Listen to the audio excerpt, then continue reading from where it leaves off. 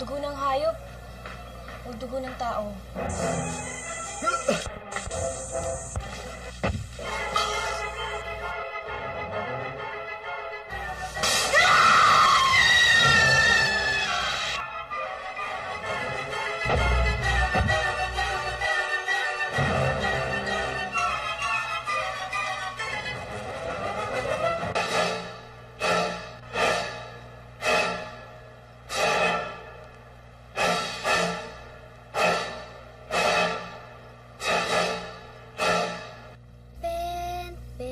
Sarapin, cuchillo de almacén, how de carabao, batuten.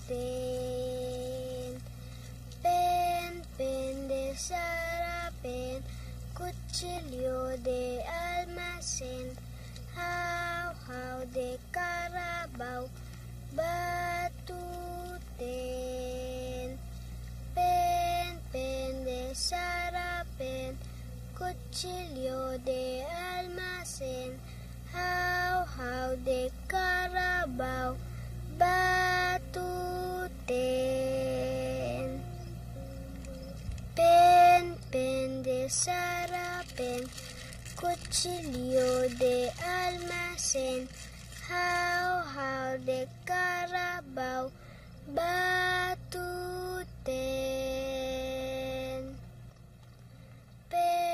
Pen de sarapin, cuchillo de almacén, how de carabao, batuten. Pen de sarapin, cuchillo de almacén.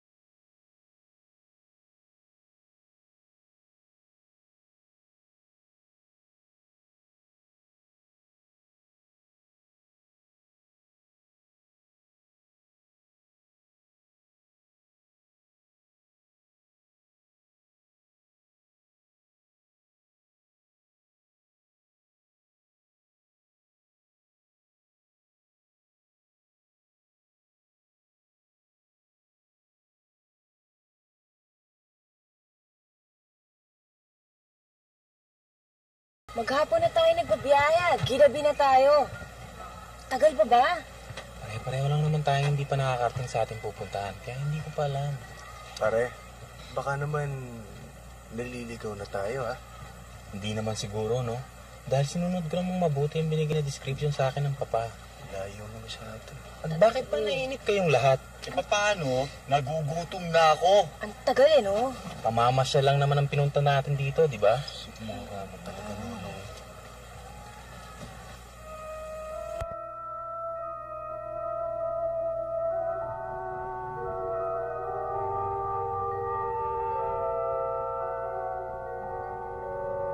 Ang tigas talaga ng ulo mo! Sinabi ko na sa'yo, ayokong may ibang tao rito! Ayoko nang may kasama rito sa bahay!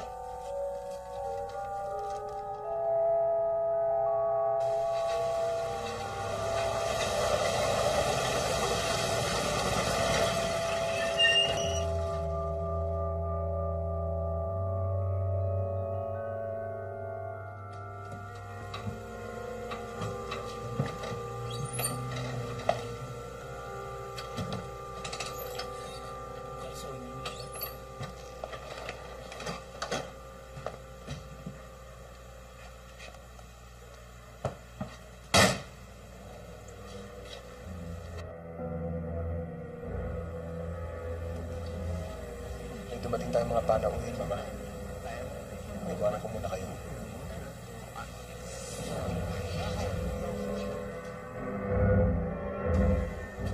Ray, dito ba tayo magbabakasyon? Yan ang nasa description na binigay sa akin ng papa. Wala na naman ibang bahay dito sa gulod kundi ito, eh. Ito na nga siguro yun. Ang weird naman, ba't ang daming kandila? Nangangahulugan lang na may tao. May tao, baka may patay. May burol kaya rito. Lamay. Maari, meron din. Ray, huwag na kaya tayo tumuloy. Ngayon pa, naririto na tayo. Takot ako eh. Yan yung takot. Saan naman tayong matutulog, no? O kayong dalawa riyan? Di ba kayo bababa? Dito lang kami. Diyan ba kayo matutulog? Diyan kami matutulog, bababa na rin kami. Oo. Paniki lang yun eh. Tara na. Wala yun. Ano? Tahimik ka. Bisig ka ng oras. Magandang gabi po. Tao po. Tao. Magandang gabi po.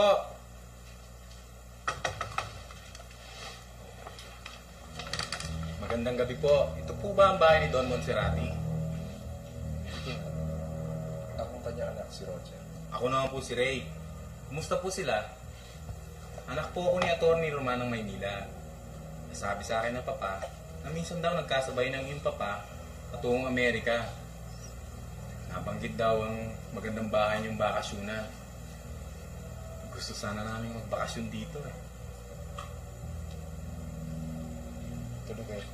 Salamat.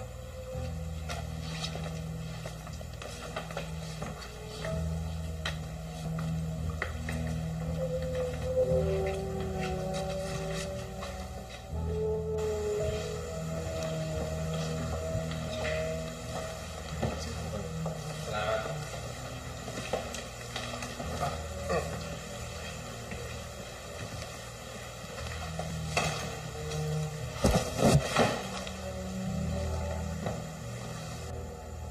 Kamamatay lang ng papa. Kaya ba maraming kandila dito? Hindi naman dahil doon. Gusto lang ng mama na maliwanag ang harapan ng bahay namin. Nagkaroon ng atraksyon. Saka sabi niya, yung usok daw ng kandila, espiritu natin, wabalik ka sa langit. May sakit ang mama. Mula nung nagkasakit siya, hindi na namin maasikaso kung papaupa yung bahay na siya. Mga ilang araw lang naman kami dito eh. Siguro mga 2 o 3 araw. Siya nga pala, si Rhea, my fiancé. Si Roberto, Beto in short, and then Nonong. Ay, sila ang matatalik kong kaibigan. Total, nandito na naman kayo. Pangit naman siguro kung hindi namin kayo patuloyin. Kasi sa kalsada kayo. Yun ang kwarto ng mama. Hindi yan lumalabas sa kwarto. Yun naman ang kwarto ko. Maraming kwarto dito sa bahay na to. Nag-iwan ko muna kayo. Ayusin ko yung nasa dito. Sandali, mga 2 kwarto lang naman ang aming naakupahan. Isa para sa amin ni Rhea at isa para sa kanila.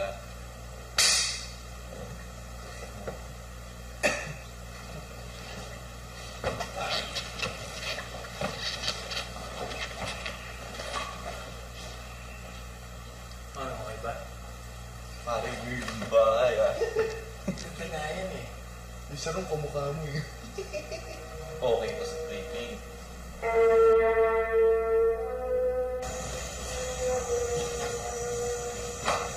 Ray, nakakatakot naman tong bahay na to eh. Alam mo, kung ako kay Roger, ibibenta ko na lang tong bahay na to. Tapos sa Manila na lang ako titira. Eh di, pag doon na sila nakatira, ikaw na lang yun ang private nurse yung mama niya para yun ang mag-aalaga, di ba? Kesa Mahal dito. mo. Pag ganyan din ang gusto mangyari ni Roger. Kaya lang, nagsasakripisyo siya. Maring gusto ng kanyang mama na manatili na lamang dito. Dito na mamamatay. Alam mo naman ang mga mamatanda. Gusto yung nag-iisa at tahimik. Ewan ko. Takot to eh.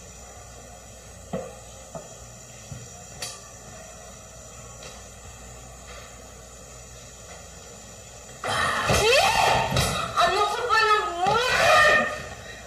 Ulitin mo pa rin, ha? Loko pa lang eh. Ano itong mga biro?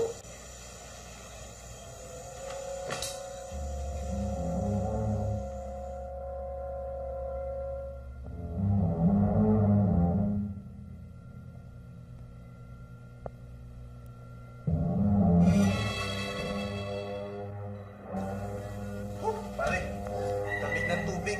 May nakita pa akong gugo. Hoy!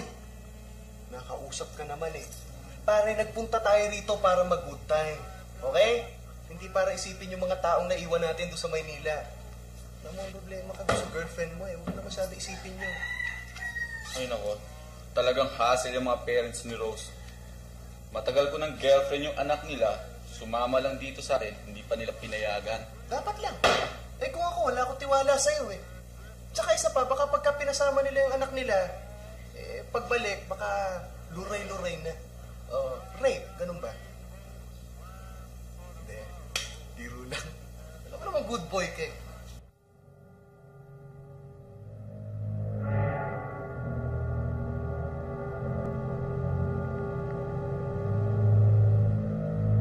Nagmagandang loob ka na naman, Rogelio. Tumanggap ka na naman ng mga panauhin dito. Hindi ka na ba nadala? Baka gumawa na naman sila ng masama. Mukha naman magbabait sila, mama eh. Sige, matulog na kayo.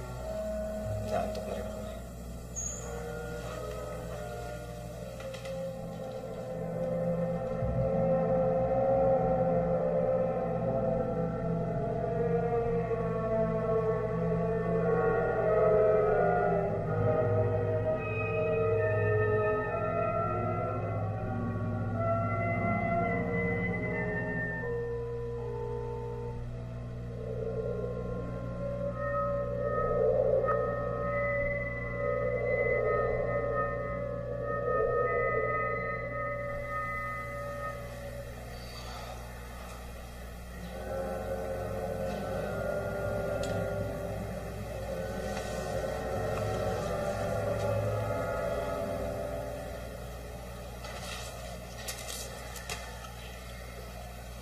Oh!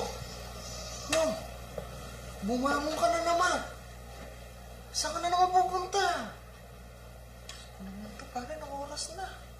Papahangin. Magpapahangin? Akala ko ba natatakot ka? Ngayon, lakas na loob mo lumabas ng bahay, papahangin. Mainit, hindi ako makatulog. Sabihin mo, hindi ka patulugin ng girlfriend mo. Hirap sa'yo eh, babae lang, nagkakaganyan ka na. Halika, sumama mo ko. Pangin tayo. Ikaw na lang. Pare, pagod ako sa biyahe. Ikaw na lang. Makakita ka sana ng white lady dyan sa labas.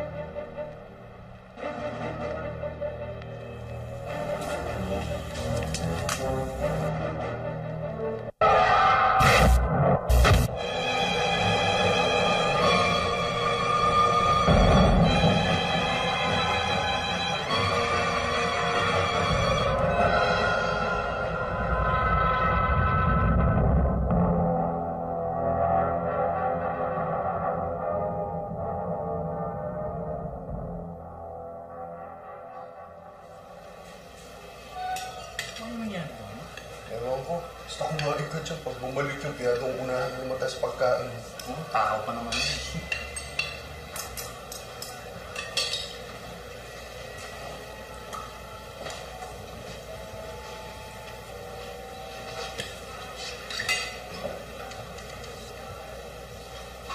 Tuloy ko pa isa yung kasama. Nagpalang kagabi na magpapalamig lang. Tapos hindi na bumalik. Oo eh. Ang kulit niya kagabi. Pinoproblema kasi yung girlfriend niya eh. Hindi na ata nakatiis. Ayun, bumalik sa Maynila. Paano siya makakaalis dito eh? Wala naman siya masasakyan. Maliban na lamang kung may makasalubong sa isang resta. Ay, sige, kumain na kayo. Marami akong nilito pa kasi.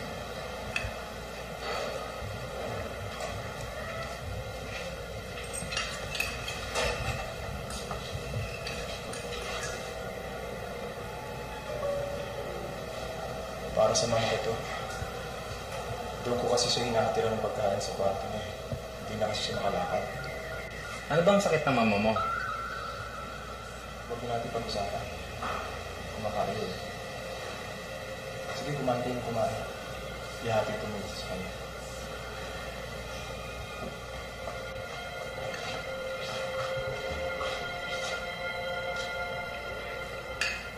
Ray, umalis na kaya tayo dito? Kinakabahan ako eh.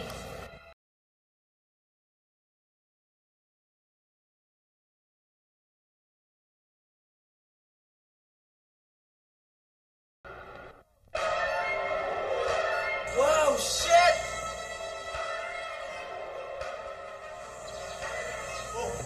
Ano yun? Bakit? May sumagbahay sa kotse! Flat na yung kotse, sinabuyan pa ng dugo yung kotse. Sino nagawa nito? Grabe naman.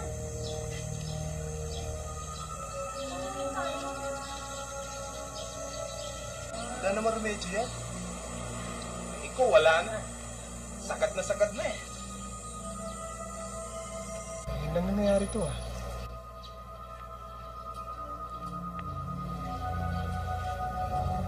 Ano ba to? o dugo ng tao. Ray, paano ngayon tayo? Dagdagan pa problema natin. Huwag mong intindihin yun. Wala na. Magmerienda muna kayo. Salamat. Roger, may kotse ba kayo? Wala na eh. Nagmula na mga tayo baka pinagbili ng mama at pinatanggalin sa garahe. May alam ka ba lapit-lapit na talir dito? Parang nagawa naman ng parang ng aming sasyan. Wala akong alam eh. Bihira lang kasi ako lumabas dito sa bahay. Buwanan lang kasi ako kung lumuwas ng bayan. Kapag namimili ako ng mga pangangailangan dito.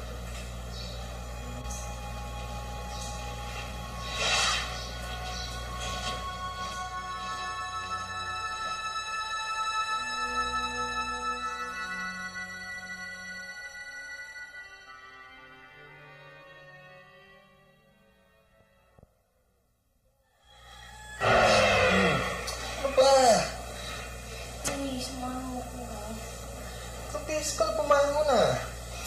Eh, ang sakit ng son ko. Ayaw pa rin mo wala eh. Sira yata doon sa kinain natin eh. Mas mano ko si Ar. Sige, mauna ka na. Susunod na ako. Sumama ka na. Halika na. Oo, sige. Mauna ka na.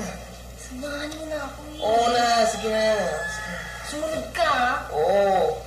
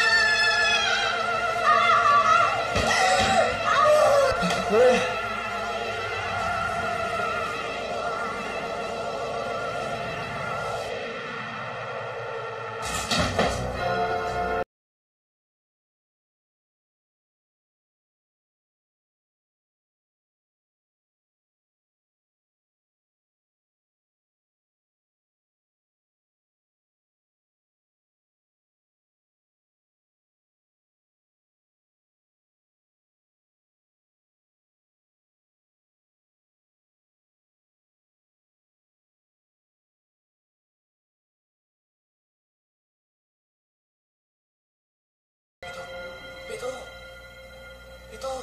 Oo! Nawawala si Rhea. Ha? Nawawala si Rhea. Halika, tulungan mo ko. Hanapin natin. Tingin mo. Anong nangyari? Tara, dali mo. Bilisan mo. Diyan na. Uy, tingin mo ko!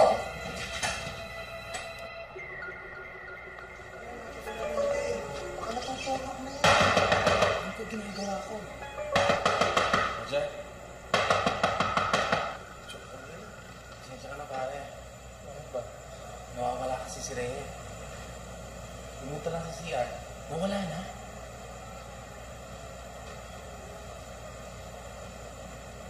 Magtataka naman. Sumunod kayo sa akin.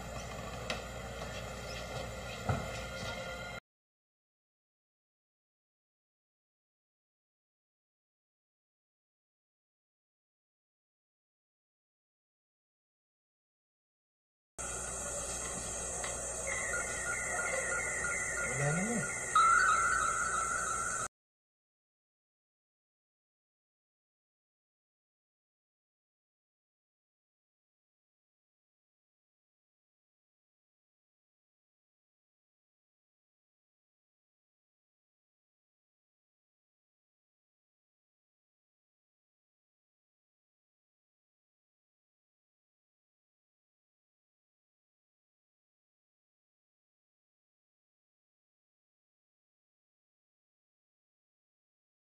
Napuntahan na natin. magkasulok-sulukan ng bahay na ito. Kwarto na lang ng iyong mama, hindi natin napapasok.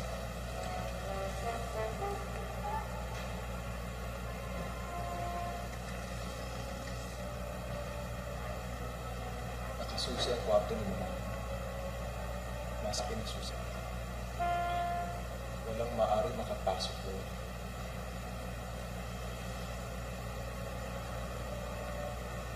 Kakausapin ko siya. Ito ba ako?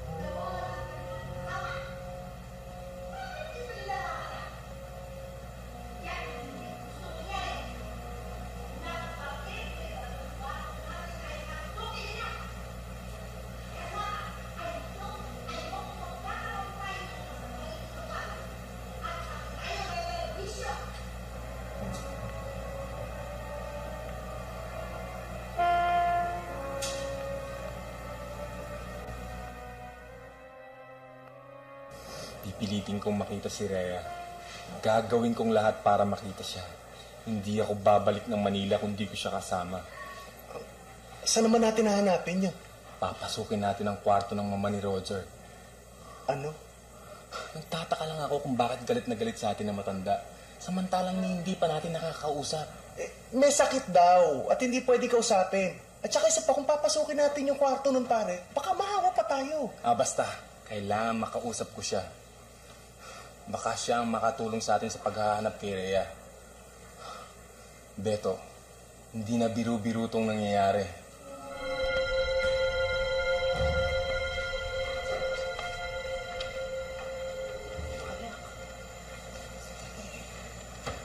Ano gagawin mo?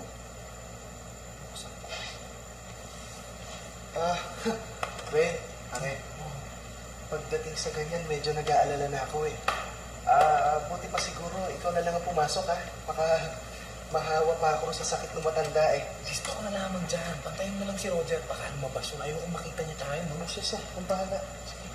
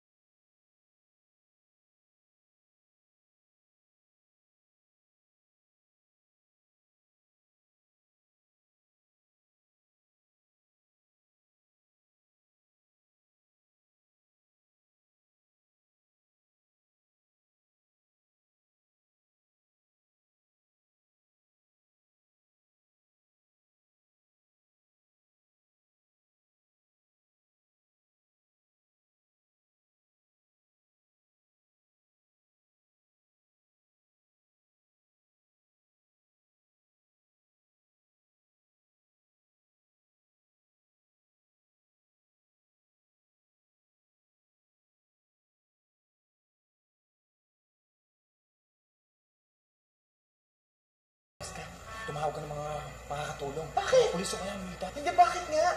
Basta lumakad ka na, dalian mo. Chong, ito ba layong to? Ang layo nito. Saan ako maghahanap? Ewan ko, basta bilisan mo, lumakad ka na. Bahala ka na.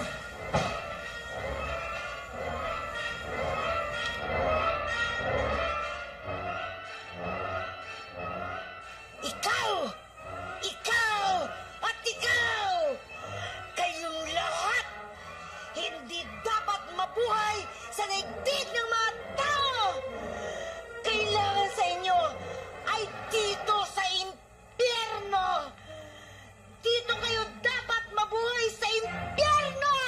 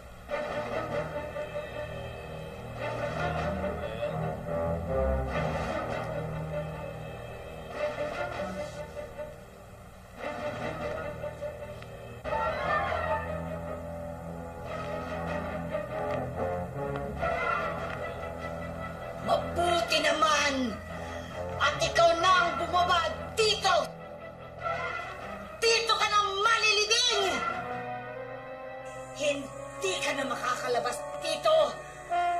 Dito ka na malilibing! Bakit nyo ginawa sa kanila to?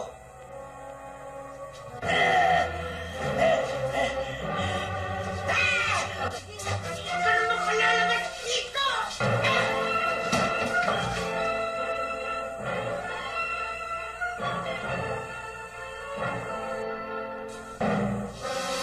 Bakit mo ginawa yun, Roger? Bakit mo sila pinatay?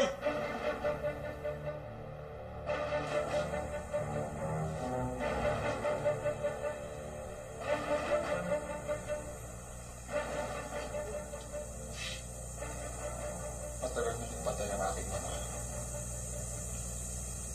May mga taong katulad nyo nagbabakasyon dito sa bahay. Pinaglaruan ng aking asawa. Ginahasa at pinatay. Tama ang aking mama. Dapat hindi pinagkakatiwalaan ng mga tao katulad nyo! Roger!